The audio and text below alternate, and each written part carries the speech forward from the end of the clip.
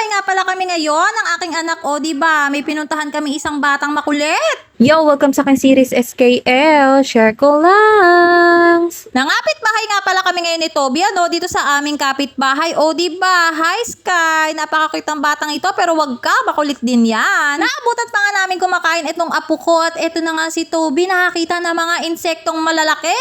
At mga animals talaga ang kanya nakikita, go ng go lang at laro lang ng laro. Eto nga at naglaro na nga sila ng apo kong si Sky. O, diba? Napakadaming alaga na itong batang ito na mga insekto. Iba-iba. Tinanong ko pa nga kung hindi ba siya natatakot na paglaruan ng mga insektong iyan. Ang sabi niya, I am scared. O, diba? Scared daw siya. Charot! Mas magkasundo pa nga si Toby at etong si Sky kaysa sa kuya niya.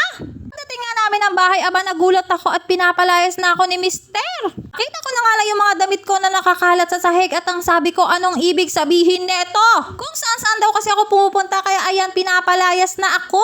Wala nga tayong magagawa kung talagang gusto na tayong palayasin ni Mister, kaya eto nga, naayos ko na nga isa-isa itong mga gamit ko. O kaya pala pinaglaba ako ng bag kahapon. Puro nga at matagal niya ng pinaplano ito, na palayasin ako dito sa pamamahay namin. Akala niya siguro ay susuyuin ko siya, hindi, talagang kung gusto niya akong palayasin, lalayas kami ng mga anak ko. Siyempre, hindi ako papayag na maiwan dito sa kanya yung mga anak ko, kailangan kasama ko silang tatlo. Napakahirap kaya sa isang nanay na mahiwalay sa kanyang mga anak, kaya eto nga at nagmamadali na ako, talagang aalis na lang kami kung ayaw niya na nga talaga sa amin, diba? Dali-dali ko na ang inimpake itong mga damit namin at gamit ko at kinuha ko na nga yung susi doon sa lagay namin ng pera. Bahala siya, basta nasa amin yung susi ng pera. Di nga namin madadala yung lagayan ng pera dahil puro 25 centimos nga ang laman nun, napakabigat. Iiwanan na nga lang namin yon at bahala siya kung paano niya bubuksan dahil nasa amin nga yung susi. Aba, anong akala niya sa akin? Hindi strong and independent woman? Di ko nga madadala lahat ng mga gamit namin, pero carry na to para sa mga ilang araw. Babalikan na lang namin yung iba pa namin mga gamit. Pakadami pa naman namin mga damit, lalo na ng mga bata,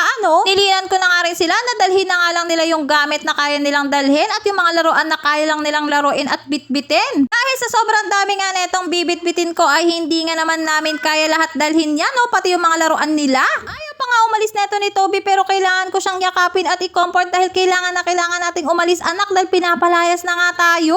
Isa-isa ko pa nga chinek kung tama ba itong mga dala ko at kung may dala nga ba kami mga kumot at mga tuwalya, dahil alam nyo na napakahirap netong hanapin pagdating sa labas. Di bali nga wala nang unan, basta mayroong kumot at mayroong tuwalya dahil yan ang gagamitin natin pag malamig ang panahon. Ito na nga ang oras at kailangan na talaga naming lumisan dito sa aming bahay. Hindi ko nga lubos akalain na dahil lang sa paglabas namin ni Toby ng saglit na yon ay bigla na nga lang kaming mawawala ng tahanan pag uwi namin. Pero dahil nga desisyon na ito ni Mister, abay wala akong magagawa at eto nga at palabas na ako ng bahay. Alam nga Mister, sana nga ay masaya ka sa iyong desisyon. Naka nga makitulog na nga lang muna ako sa ilalim ng tulay. Kaya nga naman ay sa labas muna kami ng 7-Eleven makikituloy ng mga anak mo. Sana talaga ay tama ang iyong desisyon. At para nga lagi kang updated sa vlogs ko, don't forget to hit the follow button below. Also don't forget to heart, leave a comment, and share my vlogs. Yun lang.